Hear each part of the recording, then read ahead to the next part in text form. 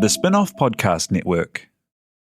Are you making the most of your KiwiSaver investment? Generate is an award-winning KiwiSaver provider with a track record of strong long-term performance. Making a smart decision now could add tens of thousands of dollars by the time you reach retirement. Book a no-obligation chat with a Generate KiwiSaver advisor today at generatekiwisaver.co.nz/get-advice.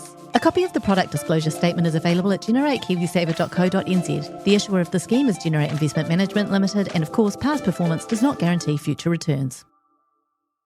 Ryan Reynolds here from Mint Mobile. With the price of just about everything going up during inflation, we thought we'd bring our prices down. So to help us, we brought in a reverse auctioneer, which is apparently a thing. Mint Mobile Unlimited Premium Wireless. How to get 30, 30, bit to get 30, bit to get 20, 20, 20, bit to get 20, 20, bit to get 15, 15, 15, 15, just $15 a month? Sold! Give it a try at mintmobile.com/switch. $45 up front for 3 months plus taxes and fees. Promo rate for new customers for limited time. Unlimited more than 40 gigabytes per month. Slows full terms at mintmobile.com.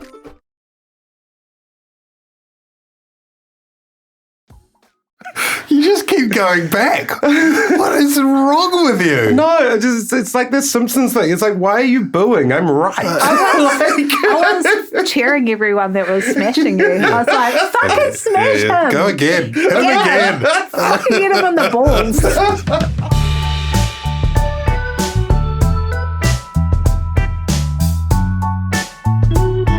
Tēnā koutou katoa, welcome to Gone by Lunchtime. We're back after quite a long time away, during which you've had that sort of sinking feeling, a bit of emptiness. You thought it was seasonal disorder, but actually it was just missing the pod, a bit of ennui, you felt pod forsaken.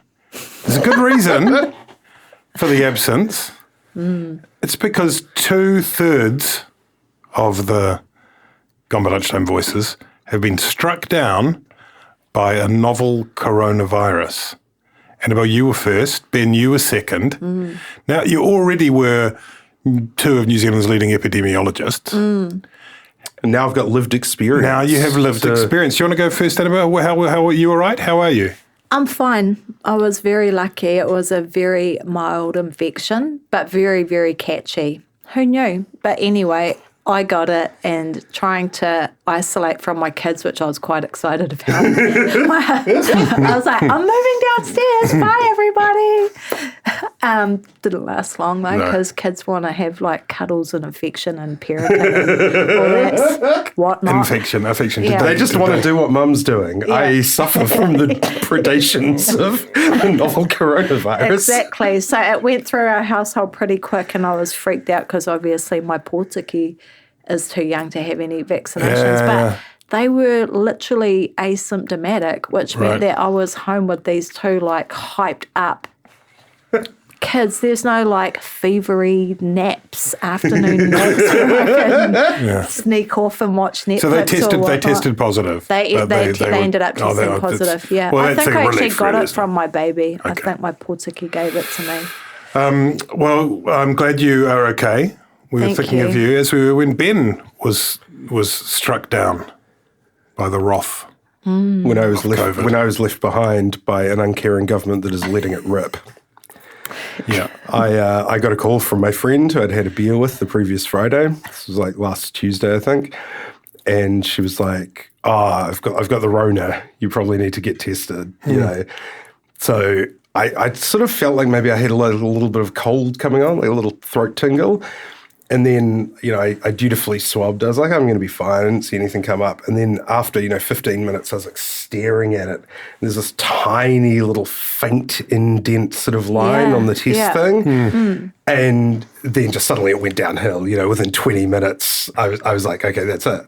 It's got me, cold sweats, shivering, and total body fatigue. Just sort of like, don't cry for me. I'm already dead. And then 3 days later, I was fine. But it was pretty dicey for a while. Thank God for vaccinations, right? That's right. It honestly made me feel so aroha for everyone who got it in 2020 and 2021. I just thought, man, we are so lucky. Because, we got a mild strain, but I've heard some horror stories from people that I know, and that's right. And it's not even clear really that the Omicron strain is mild. It's just that the majority of people are vaxxed across the Western world now, And yeah, I was certainly thankful for my triple ring, my boosters, and I'm keen to get another one. Yeah. I'm middle class. If it's free, I want anything that's on offer. Quite old enough yet, but Te Butler, New Zealand's best podcast producer, have you get COVID yet? You haven't had it yet, have you? No, I've managed to dodge it so far. Despite hanging out with a lot of podcast hosts in an unventilated studio who have subsequently... I've not had it either. I think you and I are the last people in New Zealand not to have had COVID. Yeah, I think that's correct. The thing that's annoying is I was so convinced that I wasn't going to get it. Right. Like I'd really convinced myself because I'd had some brushes with COVID-y people and not got it. And I thought, well, it makes sense. I'm Ngaitahu, I'm Kahungunu. I grew up on Waiheke, like I'm just this like superior human. 99.6 natural immunity. That's what you're always banging on about. And then I got it. It was funny too because I had to, the day that I got it, I woke up with a bit of a headache, did a rat test, it was negative. Was kind of low-key hoping it might be positive because it's quite a long drive all the way there and all the way back in one day. So anyway, it wasn't. So I went, had a hui, and then came back. And on the way back, I had the heater on full bore.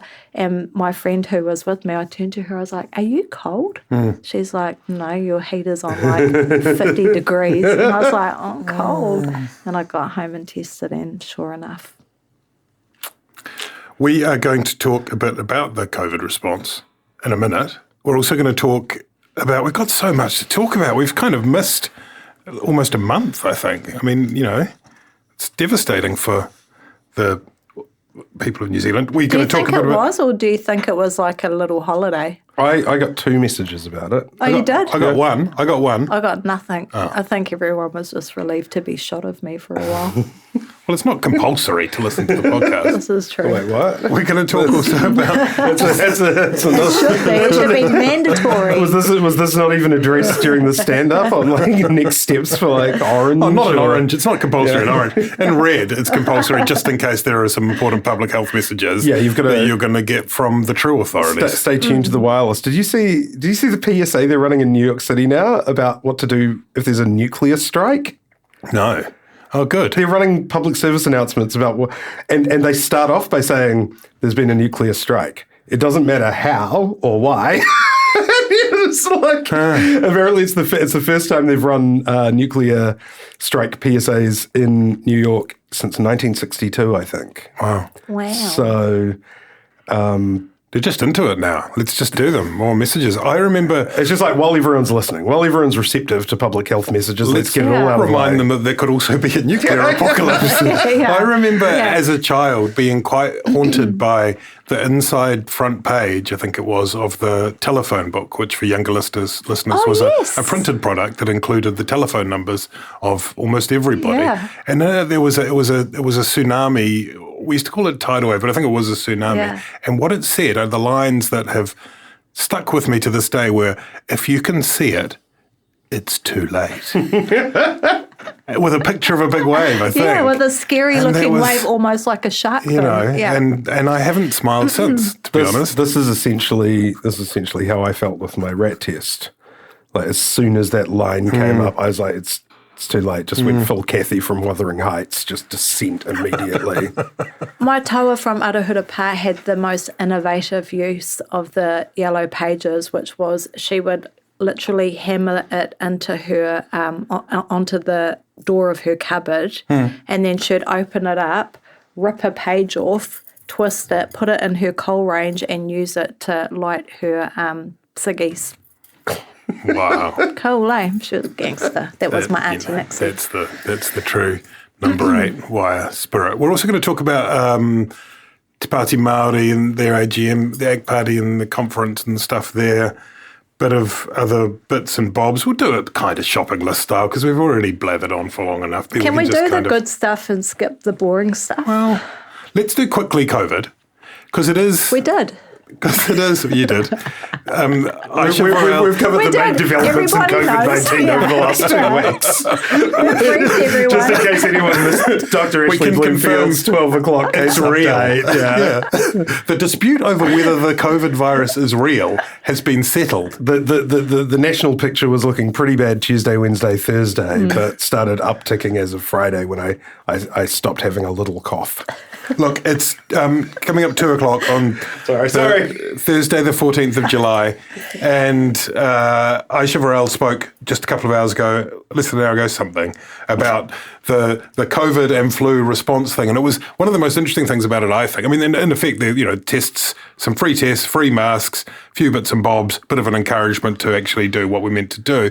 The thing that was striking to me about it, I don't know what you guys think, is that we haven't had anything like that for ages. Admittedly, people have tuned out, right? So whether or not, if there had been updates, 1 p.m. briefings, whatever, whether or not people would have listened, I don't know. Maybe they need to start talking about the nuclear possibilities that people might set up. But we haven't had anything for a while. And it's kind of like, wow, no one's wearing masks. No one's doing this. Like, well, it's almost, and this sort of wraps in with the political reality is that not just here, generally people don't really want to talk about it. The political parties don't really want to talk about it. We all feel just Chris Luxon exhausted wants to talk about it overseas. And in a way you can sort of see that because any of the measures that are sort of sensible to take now are these kind of, quite individualized ones. If you want rat tests now, you can pick them up for free. You don't have to say that you've got symptoms or you're a close contact. Now, that's great. Everyone should be testing regularly, particularly if they're going to see older relatives, if they're going to, a crowded bar or something like that. But, for instance, there were calls, it's almost become a sort of fetishism, people saying, oh, we need to go back to red. And it's like, well, what would that actually achieve? I would personally like the option of deciding whether I'm, going to take the risk of getting COVID to see Chris Rock live or something of, Spark Arena, as opposed to Galbraith's Boomer Bar where I actually got it. Right. But even as ever, whatever the individual risk, the problem is once we individualise it, there is no question that the real risk is if we overwhelm our health system. 'Twas always thus. And we have seen these calls, like that survey from the New Zealand Women in Medicine Charitable Trust, about just the level of pressure that is being faced. They're overloaded. We got into this debate, which seems to be what we do now, which is whether it is a crisis or not.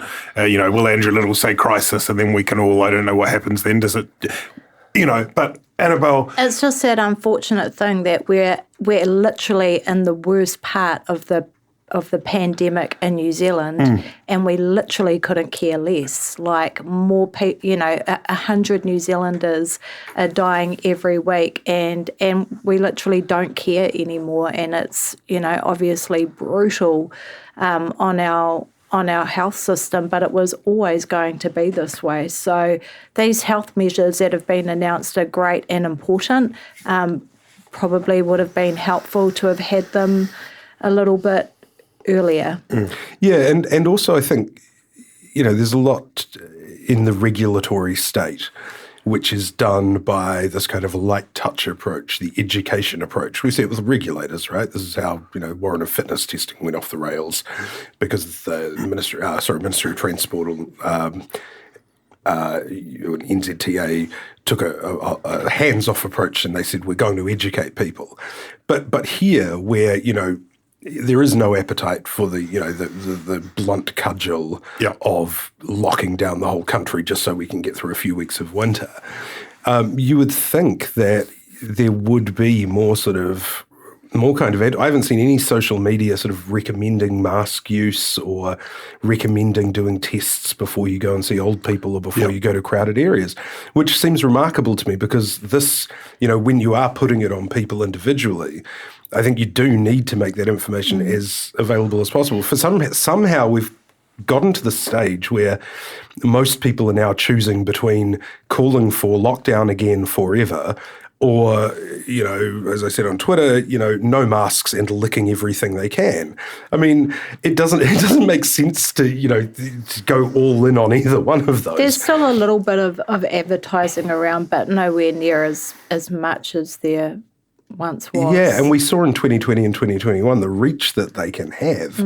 And it just seems crazy that we're not reminding people, wear a mask if you go somewhere where you don't really want to get COVID. And the thing is that we always knew that this winter was going to be bad. So, maybe some other things to protect the health system too, like literally anyone can get a free flu jab with zero restrictions, just to try and minimise the amount of flu-y people going in. But the thing is that it's not just this government's fault that our health system is failing. It's literally the fault of every single government since like the 1970s.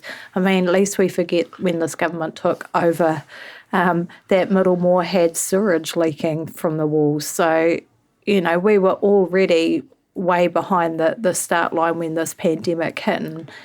And imagine, if we were in the middle of COVID now and Pāti had happened or some other sort of horrific natural disaster, we would be in big, big trouble. It's as if everything is running to capacity, but also everybody's kind of emotional energy is at capacity. And so it feels like there's not much that can give. And not only did we underinvest in our hospitals and stuff, but also in our health workforce. We've turned nursing into a really undesirable profession because we're not paying them what they're worth. Very briefly on the nurses thing, I don't want to kings and queens. You guys are kings and queens. But the 2-year citizenship thing. That seems like one that they just have to say, yeah, we kind of got that one wrong. We're going to include nurses for migrant, because there's a very well-known, it's almost like a series of vacuum tubes, and this has always been the way since even before COVID, that, other rich countries, particularly the UK and Australia, will hoover up as many of our nurses as we can provide. And then we, in turn, hoover up nurses from poorer countries, where our, much lower salaries than our peers are still attractive to immigrants. And what seems to be happening here is there's a blockage of getting, that immigrant workforce in to replace the nurses that we train and who then immediately just sort of disappear overseas for higher pay. So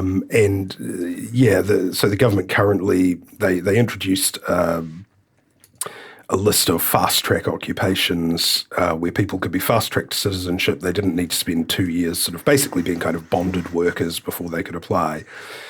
But they excluded nurses from that. And my understanding is that's because of lobbying from the aged care industry, who essentially...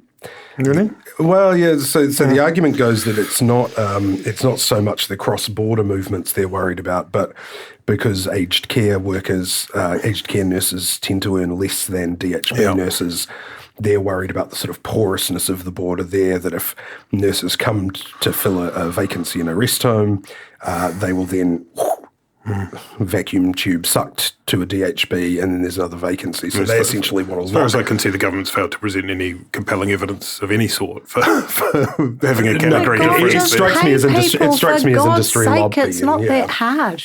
Pay people a decent wage. Let's travel the world briefly. This feels like a long time ago now, but when I first wrote it down, we've done this podcast back a few times. It seemed like it had just happened. Jacinda Ardern went to Europe. It was a very quick trip. Do you remember that? Or were you in a fever at that point? She went to Madrid and spoke at the Nato summit as a guest, along with a bunch of other Asia Pacific countries. She spoke to the North Atlantic Treaty Organization, a group specifically set up to war against Russia, and said, "Have you guys considered disarmament?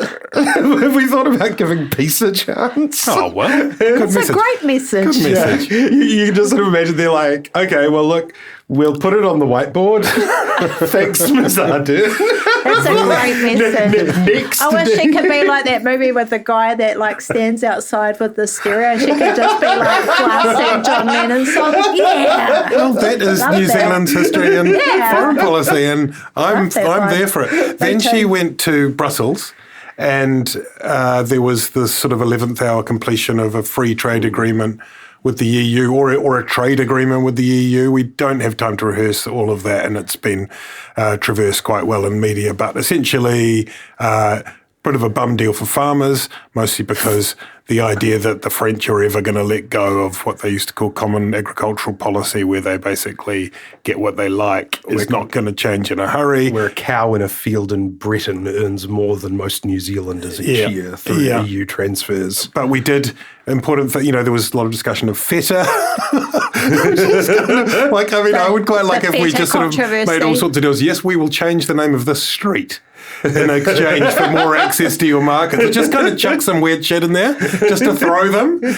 We would like to have one of your ships named after New Zealand, and in exchange we will provide unfettered access to. Or we'll call it feta, but we'll spell it the Māori way. Yeah, well, yeah. That's Yeah, we'll change Queen Street to like, what would it be, like Roy Roo or something, to make French. I think we cruise should ship get into a passengers. bit of that. That was sort of. I mean, does anyone have anything burning to add to that?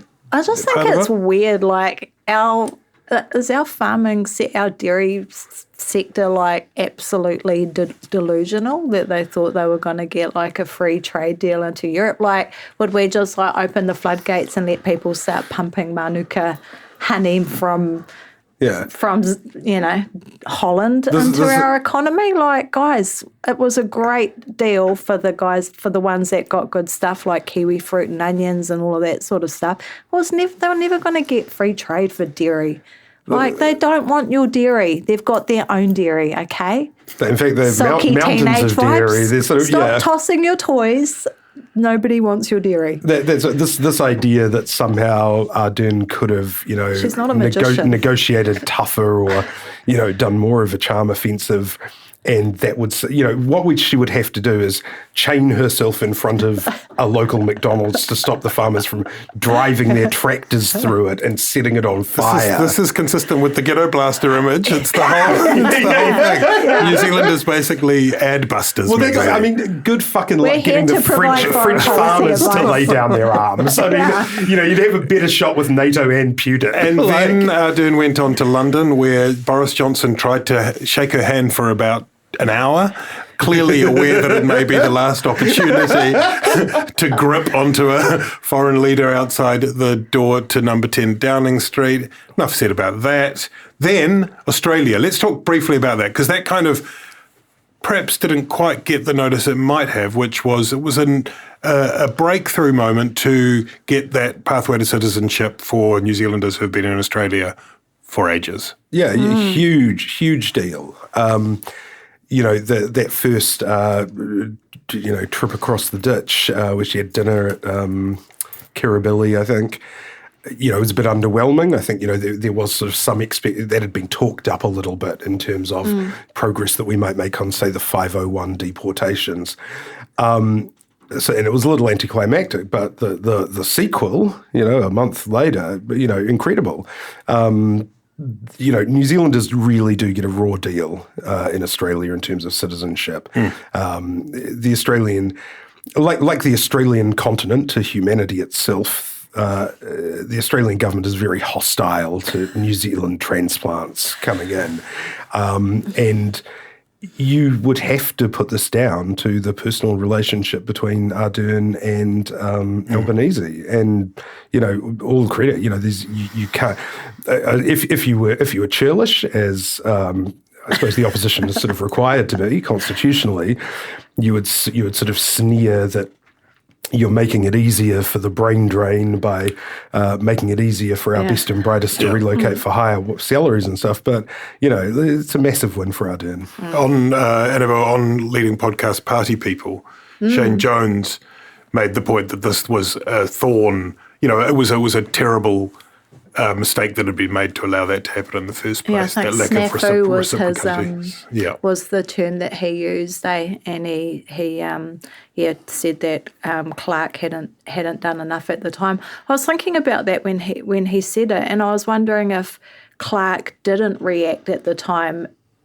because at that time people living in garages and the brain drain was our two big kind of problems. And if she wasn't too fussed about it because she thought it might help stem the flow. I don't know, but it might be a bit of a, again, perfect being the enemy of the good that we're talking about with the EU trade deal, better that with that big fault in it than no deal at all. Well, that's right. I mean, it's hard to overestimate. Hard to overstate. Overstate how, obstinate Australian premiers have been on this. And, I think New Zealand, if you can sort of anthropomorphise countries, New Zealand governments have been victims of our sort of niceness or sense of fairness or whatever. We're also just the guy with the ghetto blaster outside the big house. Well, no, but what I mean, reality of there's not any, but there's never any strike back when rates have been removed from New Zealanders in Australia. We haven't reciprocated that here. Is that a strategic mistake? Well, I mean, we do want skilled immigrants, always. So, you could say that there's been misjudgments, both by Clark and Key, who were both very straight up that they would not, sort of, do sort of, what's the word, eye for an eye stuff. But look, but I think that just adds to the measure of sort of Ardern's achievement. I didn't see anything significant coming, and I think it's really starting to pay off. It's an incredible achievement, and one that could work quite well for New Zealand too, and the government in terms of Australian-based voters and that sort of stuff. She is now, plus, of course, if the path to citizenship can be eased for the 501s, then they will be Australian citizens and they won't come here to start branch operations of international crime organisations. Well, just on that, is that now that Australia has, softened their stance as they should in taking responsibility for the people that, have grown up on their shores, so too should New Zealand when it comes to the Pacific. And we should also act morally and not be shipping off our Pacifica whānau who get in trouble after spending their entire lives here and shipping them back to the islands. Which is our microcosm, because they're the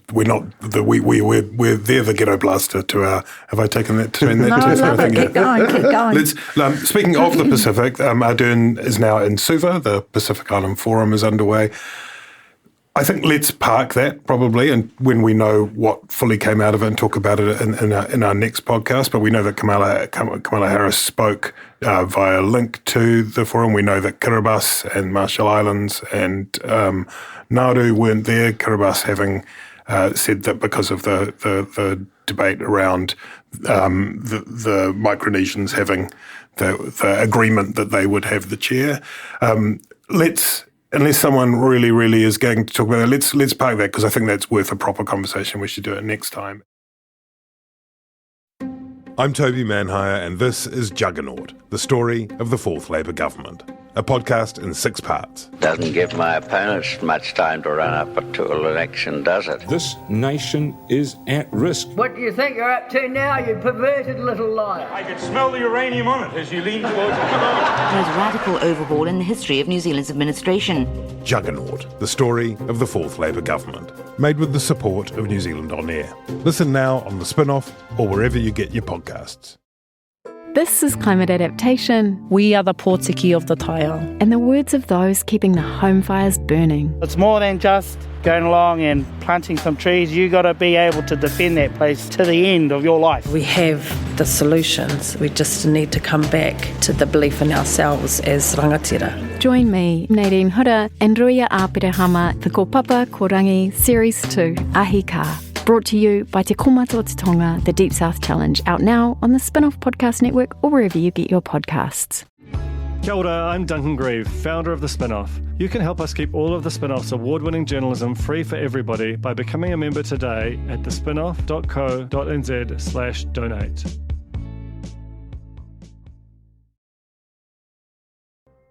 And move instead to Christopher Luxon, who also went on a European trip. I'm less interested in that in a way than this week he's had stand-ups every day. Today he's in Te Puke, and that makes sense. You know, he's out there trying to show that he's around and available, and you fill the vacuum of domestic political news in a recess week with the Prime Minister away and having been away for a while. Annabelle, can you talk about that, explain why a court ruling that happened in the United States of America had so many reverberations around the world, including in New Zealand, that was felt so strongly? And I'm interested to hear what you think about the response from Christopher Luxon, both on the overturn of the decision and in response to Simon O'Connor, the MP for Tamaki, who posted some love hearts on Facebook in response to I think the reason there's such a reverberation is because any time we see an egregious breach of human rights or a gross injustice, we have an expectation that our political leaders will speak out about it. Whether it's the Uyghurs or anything like that, we like to see our leaders make a strong stance on it. And 50% of the population of America has lost access to a really important medical procedure, despite the fact that even though it's supposedly a democracy, the majority of Americans support women having access to that thing. So I think, that's why. And I think that the issue that Luxon has is that we know that he is anti-abortion. So it was always going to be, of intense interest to the media to see how he would respond to a situation like that, particularly too, because we all know that at the moment National is having, wanting to lure more women voters towards them. I think too, there is genuine concern that women don't want to see the rollback of any of those sorts of rights here. And while you can say it's not on the political agenda, if you know that someone genuinely believes that, abortion is a bad thing, you are going to be concerned that somehow it may pop up on the political agenda, that, something will happen where those things start to be debated. So I wasn't surprised by the backlash at all, and I don't think he did a very good job of handling it. He didn't cut it off at the pass. It just went on for days and days and days. And I think people like Simon O'Connor, they present a big problem for the National Party in contemporary Aotearoa in 2022, where you have men trying to tell women what they can and can't do with their bodies. I would say that they're not pro-life. I would say that they're anti-female sovereignty. Ben, what did you make of Luxon's response? I think that there's two things in terms of, first of all, the politics around abortion in New Zealand as compared to the United States, with vast differences. And look, you can totally understand that people were anxious and worried when they saw this happening in the United States, in the same way that probably back in the war, when the war on terror happened, we found out about things that had been happening in Guantanamo Bay, and you sort of think, well, that's not how I imagine, progress happening in the world. That's not how I imagine countries that we identify with us as acting. The reality is, for the National Party, the National Party does have more voters and probably more MPs, as shown by the records, who are, personally anti-abortion and who would like that, who oppose further liberalisation. We can at least say that from the voting record, and probably, if you roll in the Simon O'Connors, who would probably support rolling back some rates. But then they also had, if you look at their front bench, right, Christopher Bishop, Nicola Willis, Eric Stanford, these are dyed-in-the-wool urban liberals, who have the same sort of progressive politics on social issues that, would make them indistinguishable from, Ardern and her colleagues. So the likelihood that, the conservative tradition in New Zealand is that you're always sort of roughly happy with where things are on these social issues. And you say, we're in the right spot now and we don't need to go any further. Because, bringing these issues to light is actually very, very difficult for the National Party because they have, deeply held views on both sides. And it would cause just as much internal division within National, much more so than in Labour, where there's a smaller, anti-abortion faction. And, just in terms of the political realities, as a centre-right party, they need to win the middle, which in particular has been women voters, for John Key, Jacinda Ardern and Helen Clark. So I think the politics of it is they won't go anywhere near it. The problem that Luxon, the mistake Luxon made, and it was a bad one, was that he started talking about his personal feelings. Instead of talking about what the policy was, he made it an inbounds debate about his personal feelings about the act of abortion. And he was he allowed himself to be led into agreeing with a statement that it was the same as murder, which is obviously an extremely insensitive thing to say. It doesn't accord with what I think the vast, vast, vast majority of people, including people who, are sort of more kind of, I guess, anti-abortion, think of, it as. And, I think it's a bad place for the politics to go in general because, do we want to get into a position of asking Nanaia Mahuta, to explain exactly when she thinks life begins, during, and at what point does it become homicide? At what point does it become the ending of a life? I think you're getting into interrogating people's souls on these issues is only ever going to cause a great deal of division. And, I think as long as we trust what politicians are saying about their policies on specific issues, if they've ruled things out, that accords, I think, more with the way that we have treated these issues in New Zealand politics in the past than in America, where this sort of thing, where, abortion in particular, Roe versus Wade, has been right at the center of their politics for 40 years. Donald Trump campaigned saying, I will appoint judges who will overturn Roe versus Wade. It was a surprise when it happened even in America because, again, you think that this sort of thing is inviolable. You think, how could anyone roll back the clock on something as obvious as this in a developed country? But, it was right out there in the open that was the plan. We're getting to that period in the political cycle where we've got conferences, AGMs coming up in the eve of an election year. And of course, these things become a bit more loaded. We start to focus a bit more on different electoral combinations and so on. Te Māori had their AGM, I think it was, in Rotorua, maybe. And that was interesting. Annabelle, John Tamihere, the recently appointed president, the young buck. Who would have guessed? Who could have seen that coming? He was picking up all the young people that were there gathered together. The party's obviously in reasonably good spirits and shape and hoping to get 2 members or more. I want to talk about the petition on Te Matatini, but first, just quickly, going back to the Party People podcast, highly recommended.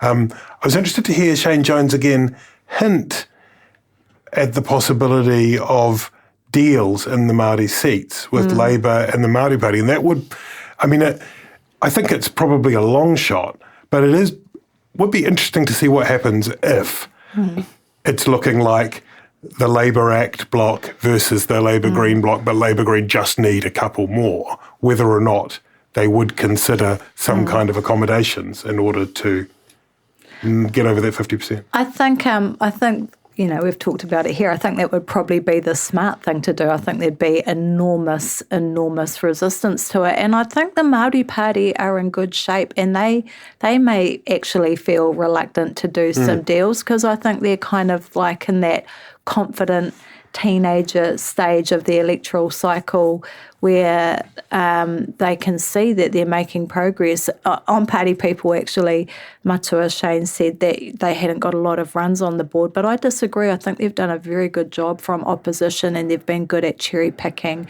certain issues and running with them. The thing that interested me about the Hui a Tau was the youthful lineup of really impressive, influential Māori movers and shakers, and I think it really signals a change in the Māori Party, which had become this quite sort of embittered party of kaumātua who had their quite personal axes to grind against people like Helen Clark, to the new fresh Māori Party that we're seeing, and recognising too that a lot of the people who are now eligible to vote were peppy, when the foreshore and seabed stuff happens. So, the motivation isn't about so much all of that mamai and riri around that terrible piece of legislation, but more kind of aspirational looking.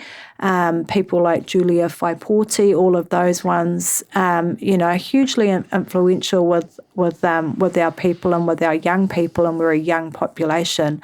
I think what's a really important next step for the Māori Party is having your people on the ground who are going to pick rangatahi up and take them to the polling booths, because that's where it always comes unstuck. Our people love a hui, love a wānanga, love a movement, those sorts of things. But in terms of our youth, it's actually getting them to show up on the day. So that's going to be a key part of the strategy. And I think that JT's really hitting his straps, and he's where he should be.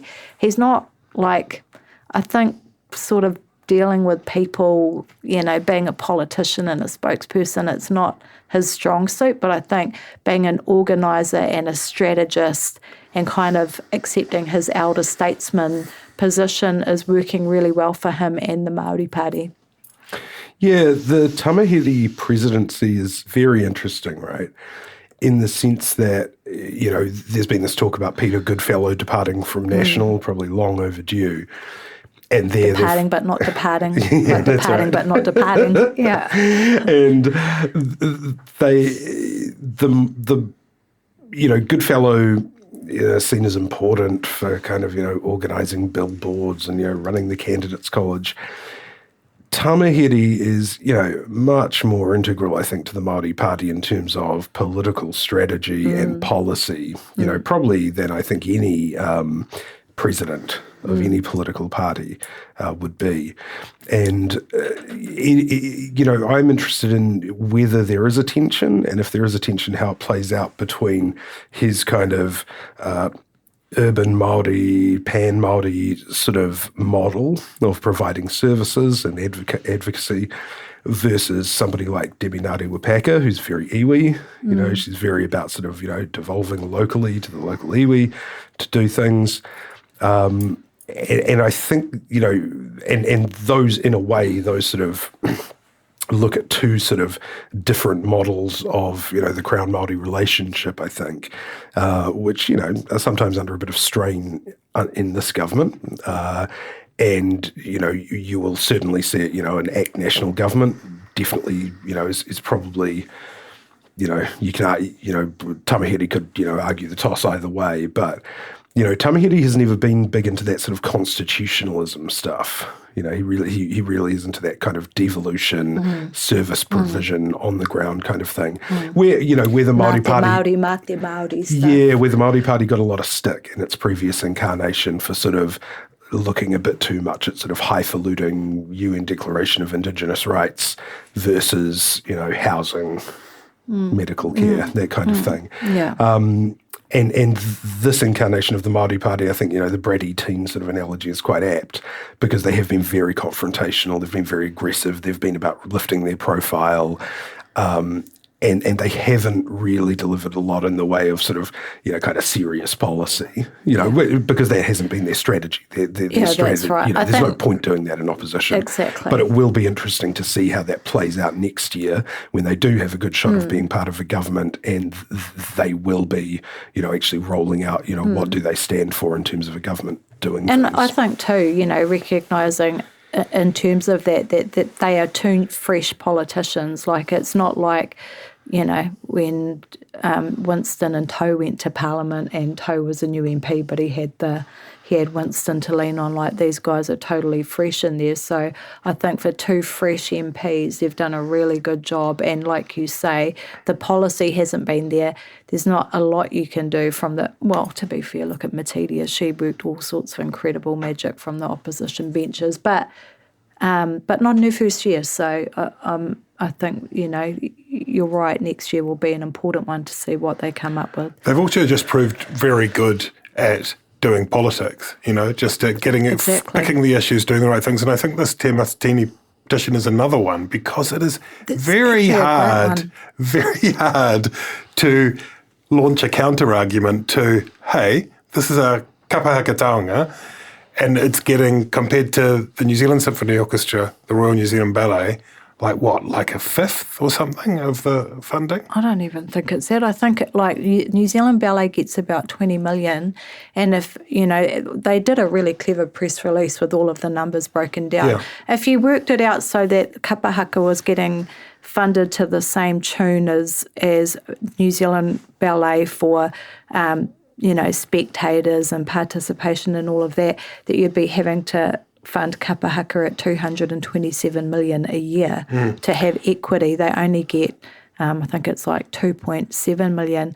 I mean, it's the most bizarre thing. It's literally, in my mind, a contemporary treaty claim waiting to happen. How on earth can you justify the cultural supremacy and elitism of shelling out huge amounts of money for the Royal New Zealand Ballet and New Zealand Symphony Orchestra? And I don't begrudge them a cent. Like, good on them, that's great.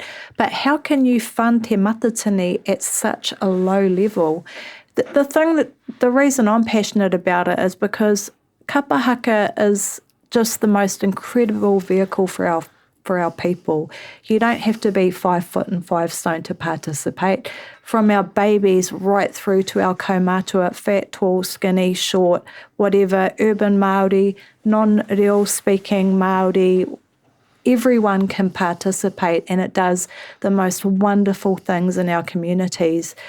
You know, all sorts of incredible health messages, education, tourism. It adds so much value not only to our wairua and our general well-being, but, you know, the economic potential that's wrapped up in kapahaka is incredible. If you just look at cultural tourism alone and what that's worth to New Zealand, and that we underfund it so poorly in favour of ballet, and no one is flying to New Zealand to watch the ballet.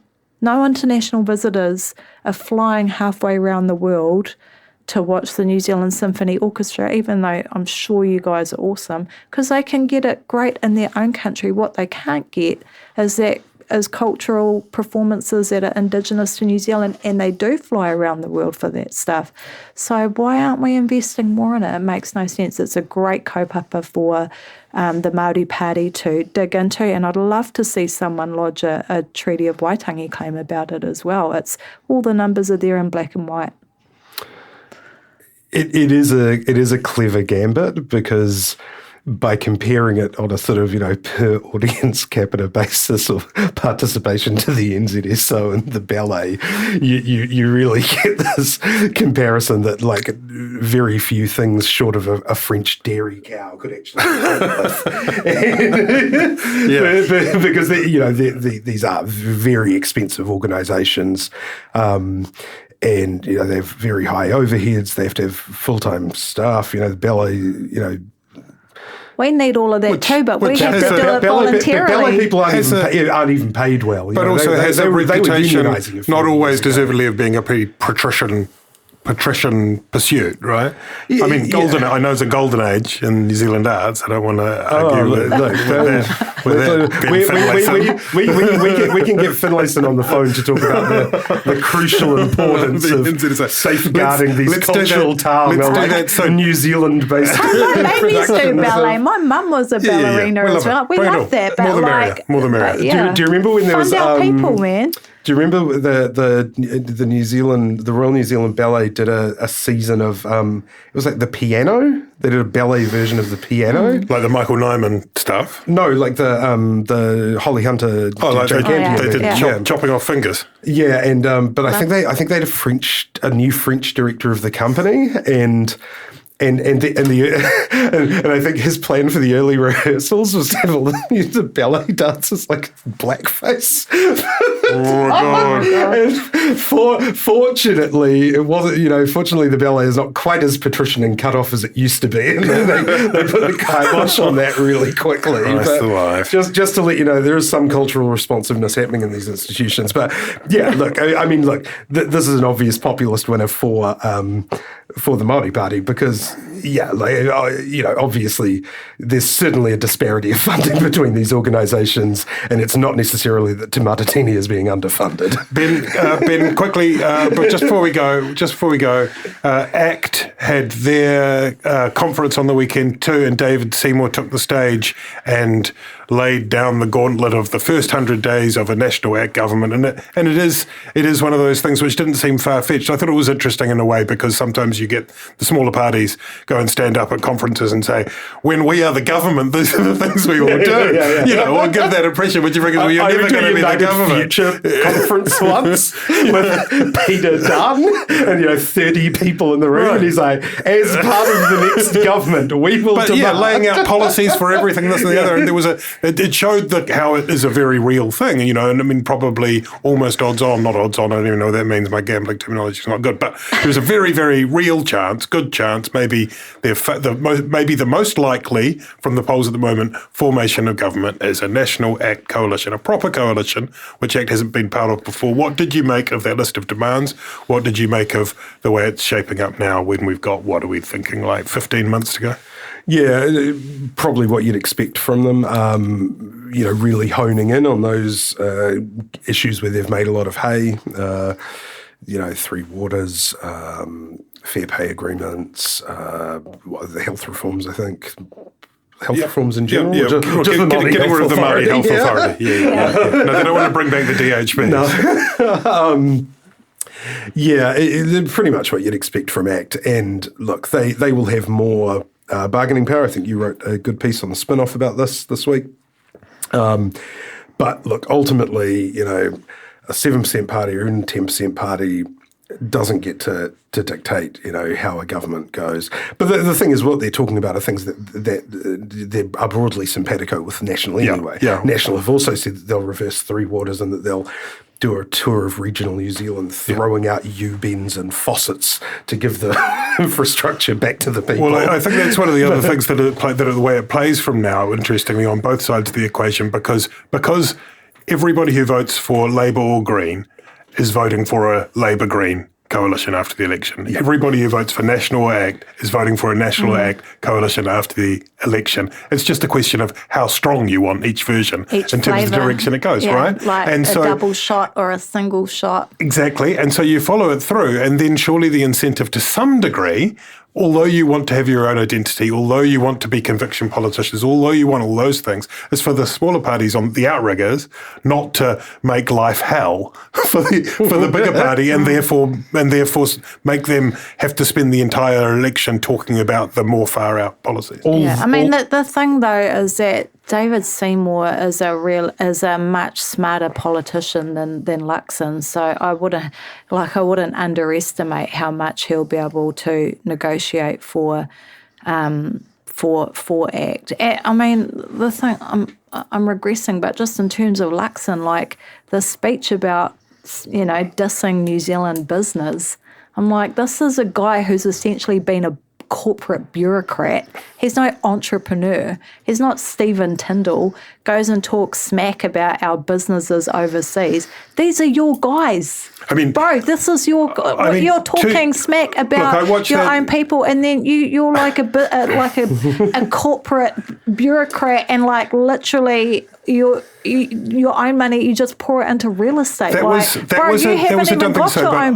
I listened to that whole speech. I watched that whole speech, and that was in the Q&A afterwards. And he wasn't out there panning New Zealand businesses. That's not a fair representation of the speech. But he said a dumb thing, but he was talking about how, New Zealand had become used to the public had, the hand, I don't know what language he used, but then to use that language, you're in a think tank over in Westminster, you feel like it's to a group of, but it was just, those are those little things. Those are the naive moments. And in and of itself, I think it's probably been blown out of proportion a bit. Once you add up 5, 6 or 7 of those, that's where you got to be careful, and it's bloody hard, but you'll see when you listen, the Keys or the Arderns managed to avoid saying it. That's right. When Ardern did her Chatham House speech, she also did like a very long Q&A and just perfectly on note, on message. And that's a skill that Luxon needs before the campaign next year. Yeah, I don't think it is being blown out of proportion, because when you've got a Prime Minister that's just gone and like smoked all of these international gigs and got us free trade agreements and, the 501s thing and all of that, and then you've got the leader of the opposition who's like making these really naive blunders that then get milked for days in the media at a time where New Zealand is really, needing to make a big economic recovery from COVID. I think that it's like Ben says, it's going to be that death from a million cuts thing, but I think the love affair with Luxon is starting to come to an end. We haven't had a poll for a while. We've had a Roy Morgan, but it's been minutes. Yeah. It's been a minute. There must be one of those taxpayer union courier ones coming up, because I think they got the Ratepayers Alliance, but that's right. That's the extra. But anyway, this is just dissolving this podcast. I think we should just end it. Yeah, we'll just stop doing it. Just stop doing it. Stop it.